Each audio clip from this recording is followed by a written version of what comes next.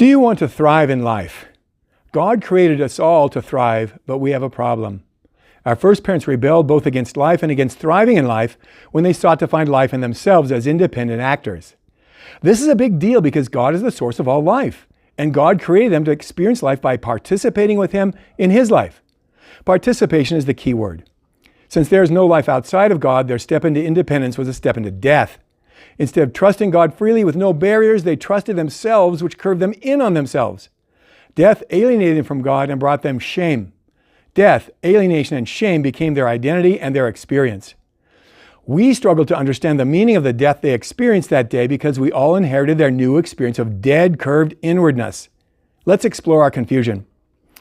God created them in a right relationship with Him at the center of their experience of life. Righteousness is the big word that describes their initial experience of everything in life being rightly related with God at the center. Righteousness is life, spiritual life, moral life, relational life. That initial righteousness satisfied them until their move into independence killed their relationship by kicking God out of the center and putting themselves in it. Suddenly they experienced change from God-centered to self-centered, and the shame and alienation of self-centered righteousness replaced their delight and satisfaction in God-centered righteousness.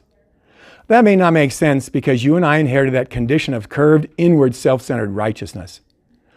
We all know we need righteousness. We all long for it, but our birth condition blinds us to the fact that self-centered righteousness is unrighteousness, which is spiritually, morally, and relationally lifeless. What is righteousness? Mormons tell me it means doing what is right. Do you agree with them? If it is about you doing what is right, is that not a curved, inward, self-centered perspective and thus a self-righteous perspective?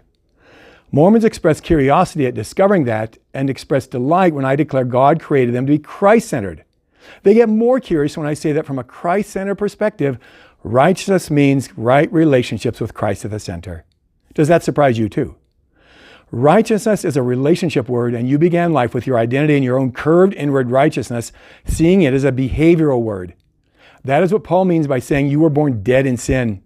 You need a new identity that is full of life, and God took on humanity to die the death you deserved so He could trade your unrighteousness for His righteousness. Your only hope to enter life with God is to become a Jesus is your righteousness Christian like I am. Why not tell God you are ready to make that trade? Thriving in life is all about making that trade and then moment by moment considering who Jesus is for you. The only reason you fail to thrive is not considering Jesus properly. Mormonism says there's no such identity change, only a need to try to do what is right. I lead Mormons to taste Jesus as God's way for them to thrive and hope that will entice them to want to make that forbidden trade. Watch more of my videos for my style.